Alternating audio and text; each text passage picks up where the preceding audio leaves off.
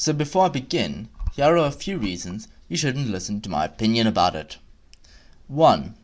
I've only watched the show with English subtitles, which apparently miss a lot of the nuance and meaning. 2. I've only watched the show once, so this is not going to be an in-depth hunt for Easter eggs and hidden clues to a secret meaning, just an attempt at a novel and semi-contextualized interpretation of the most obvious themes. 3. I've not consulted any of the relevant literature.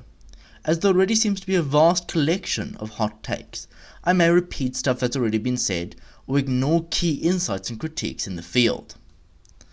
4. I am in the middle of exams, so this is a bit of a disorganized jumble of thoughts. With these disclaimers out of the way, let's dive in. Part 1. More is different. So let's start with the banal and obvious. The main world of Squid Games, the island and the society and institutions which exist on it, i.e. the players, guards and VIPs, is not a capitalist society. It's not a recognizable subpart of a capitalist society. It's not a market, it's not a firm, and it's not a state department of a bourgeois liberal democracy or an authoritarian capitalist regime.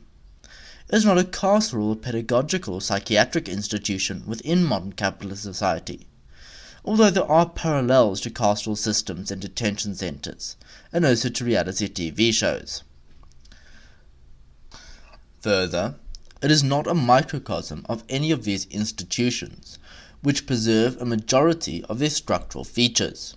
It couldn't be, because that's impossible.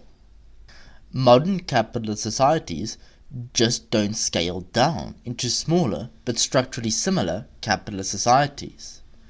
Most of their features and institutional arrangements are emergent properties which only exist at a macro level, and the smaller institutions which do exist in capitalist societies are 1.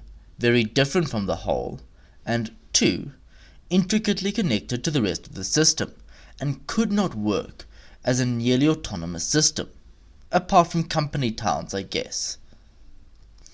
Now, maybe you could make a weird scaled-down projection of capitalism with more financial markets than people as a strict but scaled-down allegory for capitalism, where 5 people exploit each other through trading futures on their rations, but I doubt it would be as engaging. Instead, Squid Game focuses on the psychological and personal aspects of alienation and intense competition which form in capitalism, by constructing a society and set of rules specifically designed to explore these in the simplest and most narratively engaging way possible. A simple, unified hierarchy to enforce the system, and extremely simple rules, so that the intricacies of both can fade into the background and let the character drama shine.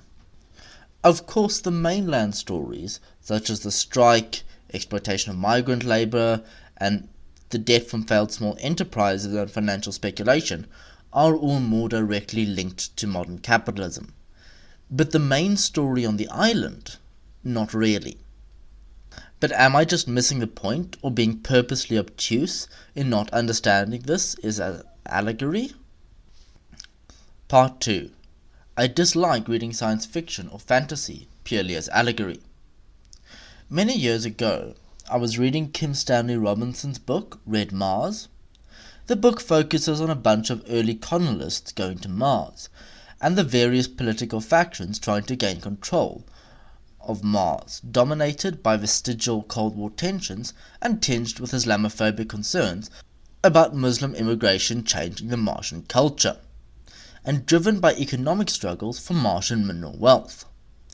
I remember explaining this plot to someone, and them saying it was simply a direct one-for-one analogy for contemporary terrestrial politics. This thoroughly annoyed me. For me, the projection of terrestrial politics onto future Martian politics made perfect sense as a legitimate attempt to predict Martian politics. Obviously, future Martian politics would bear similarities to current terrestrial politics, but that was because the two would have a clear historical link, not because one was just a coded way of discussing the other.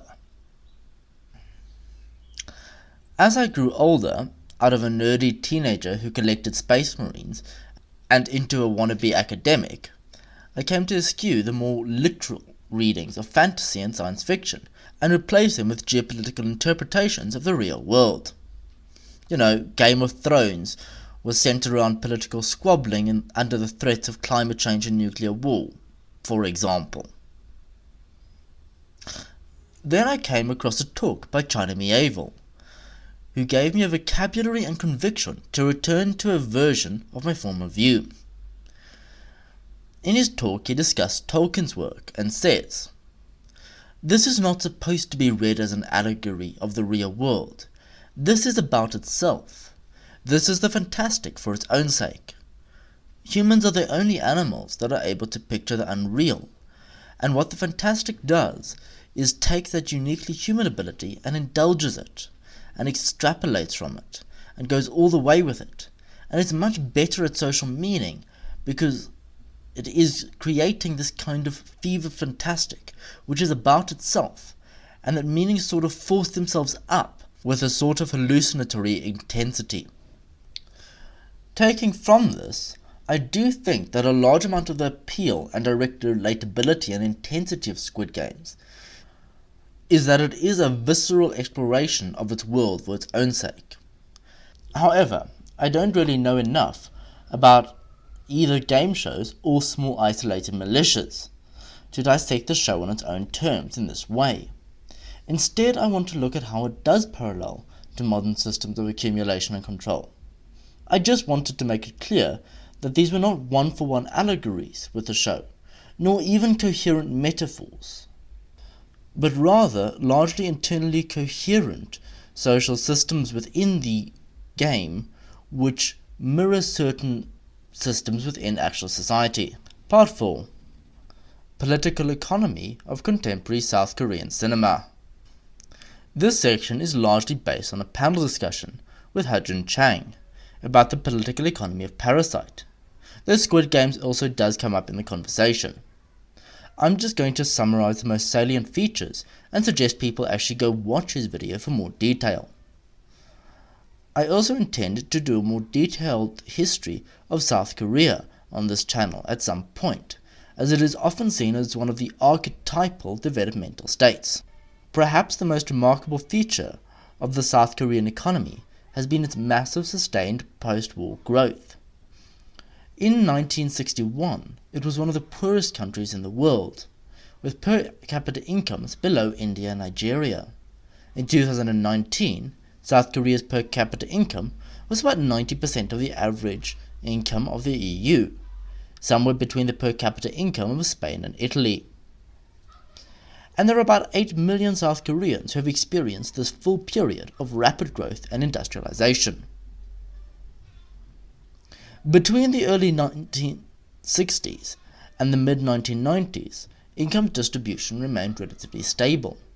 Inequality was held down, not by a welfare state, but by protectionist measures which allowed small and medium enterprises to thrive, and by low levels of financialization, and substantial land reform to create many small holdings after Japanese colonization ended.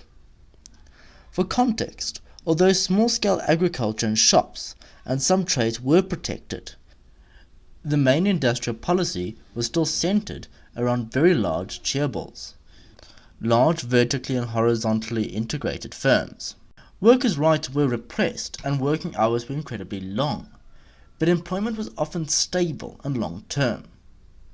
And, although not legally capped, executive pay at companies was below equivalents for other countries. Extended family networks fulfilled the roles of social safety net. In 1993, the first fully civilian government was elected and implemented policies to liberalize finance, labor, and agriculture. Economic liberalization was also supported by many activists who saw it as linked to political liberalization from military dictatorship, and thought that foreign competition may undermine the political influence of the chaebols. After the 1997 financial crisis, the liberalization was accelerated even though the crisis was caused by premature and poorly designed financial liberalization. I'll make a video about financialization and financial liberalization in developing countries another time. Labour markets were also made much more flexible, as many firms got rid of lifetime employment. Financialization often favours short-term profits, so firms reduced their long-term investment. This slowed growth and made jobs more difficult to find. Many workers were now laid off much earlier, and with a very small welfare state to rely on, they flocked to create small survivalist enterprises in hyper-competitive sectors, such as small bars, restaurants, fried chicken shops and bakeries. But these often fail due to high competition and are increasingly displaced by large chains, often linked to the chaebols. Chang also links a large portion of Jihan's debt to the failure of his fried chicken shop rather than to gambling. It was an offhand remark, and I'm not sure where it comes from in the series, but the precarity of such small businesses in real life is probably a more important point. Part 5. Technofeudalism. So the other day I was watching a discussion between Yanis Varoufakis and Slavoj Žižek, where Varoufakis suggests that capitalism is transforming into a new system, which he describes as technofeudalism. The important things about technofeudalism is that superficially it doesn't seem drastically different from capitalism, as well as large firms, high inequality, government regulation, etc. But the methods of accumulation are shifting. 1. Platforms rather than markets form the dominant way in which interactions are shaped. Although platforms such as Uber and Amazon may superficially appear to operate in much the same way markets do, they actually introduce very different dynamics. This is not simply a monopoly, where one firm supplies most or the whole of a market, but rather one firm actually owns and runs the entire infrastructure of the marketplace. And this is where a large amount of profits come from. This, the game in Squid Games, can be seen as more comparable to a platform or personal fiefdom than the market. 2. Real-world capital accumulation is increasingly detached from the ways in which wealth and inequality are generated. Varoufakis argues that real-world profits are increasingly financialized and subsidized by central banks through quantitative easing, and these are replacing profits from production as the main way corporate wealth is generated. There are also other forms of accumulation under financialization Varoufakis discusses in more detail, but the main point is that these are no longer closely linked to either production or high levels of real-world reinvestment in capital equipment. Again, something I may discuss more when I discuss financialization. For me, this links more clearly with Squid Games than capitalism. There is no profit, and indeed no actual commodity production in Squid Games. The entire system exists outside the logic of capital accumulation. Nothing is pursued for reinvestment. Indeed, in a discussion with Joon Chang, Sang-Hoon Lee argues that both Parasite and Squid Games differ from earlier anti-capitalist films made in South Korea before neoliberalism and financialization, and during a period of higher manufacturing growth, and notes that production and industrialization played a much larger role in these earlier films. While the game itself is obviously different from a digital platform, there are important similarities. Their extensive use of data collection in order to target potential players mirrors the data collection of large platforms and the targeted advertising and content that is then promoted with this. Further, within the games, social interactions are largely shaped by the uncontested conscious design of its architects, each game carefully crafted to create a specific response, even each meal portion carefully planned and used as a manipulation. But obviously, technofeudalism, like capitalism, is large and complex, and works at a multinational world level. So, just like I begun, the society in Squid Games is not technofeudalist. I think that Squid Games has more parallels with technofeudalism than it does with capitalism, but that is not a direct allegory for either.